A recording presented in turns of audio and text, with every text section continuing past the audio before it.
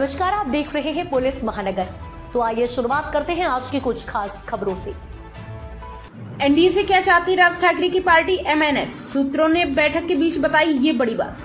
महाराष्ट्र में लोकसभा के बाद राज ठाकरे अब विधानसभा चुनाव की तैयारियों में जुट गए। राज ठाकरे ने इस साल हुए लोकसभा चुनाव में पीएम मोदी को समर्थन दिया था। अब क्या वो विधानसभा चुनाव अकेले लड़ेंगे या बीजेपी से गठबंधन करेंगे, इस पर भी सबकी नजर बनी हुई है।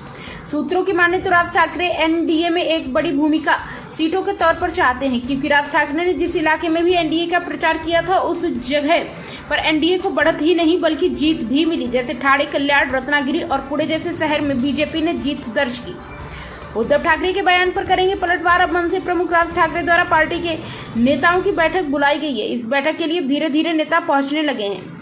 इस मीटिंग में आगामी चुनाव में पार्टी की रणनीति पर भी विचार विमर्श किया जाएगा। उद्धव के बिना टी शर्ट वाले बयान पर राज उद्धव ठाकरे को टारगेट कर सकते हैं।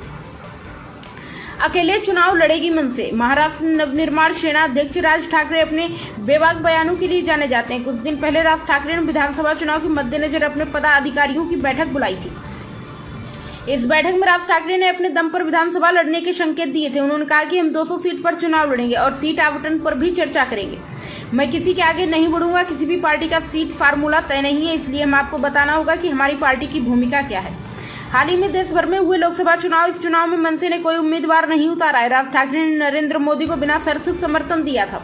इस बीच राजनीतिक गलियारों में भी चर्चा थी कि भले ही राज ठाकरे ने लोकसभा में एक भी सीट पर चुनाव न लड़ा हो, लेकिन एमएनएस महागठबंधन के जरिए विधानसभा की कुछ सीटों पर चुनाव लड़ सकती है। अब तक की खबरों में बस इतना ही। ऐसे ही खबरों के लिए बने रहें हमारे साथ। तब तक के लिए नमस्कार।